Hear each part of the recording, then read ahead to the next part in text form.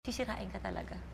Sisirain ka nila. Nagpapanggap na kaibigan mo para alam kung paano ka sisirain, gano'n. Nagpapanggap sila kaibigan mo na kung ano nangyari, concern, pero totoo nakikichismis lang naman. Wala lang, gusto lang malaman si chika. Tapos, may mga tao ako noon na tinulungan. Uy, kailangan ka namin. Kasi ng panahon na hindi ka kilala. So, tinulungan mo sila. Ngayon, nung ikaw humingi ng tulong, umiyak ka. Tulungan mo naman ako, magsalita naman kayo. Tungkol sa nangyari, nandun kayo, di ba? Walang gusto magsalita. Bakit? Kasi si Tony Fowler ako eh.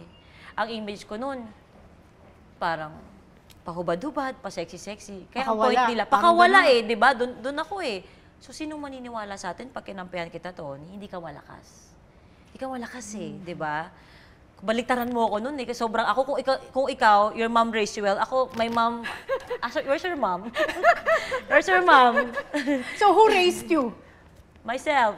May ate, ewan ko. Barkada, gano'n. Feeling ko, life raised you. Yes. Yung mga experiences mo sa buhay, yun ang nagpalaki sa'yo. Walang nagturo sa'yo, ang nagturo sa'yo, parang yung mga nararasa mo sa buhay.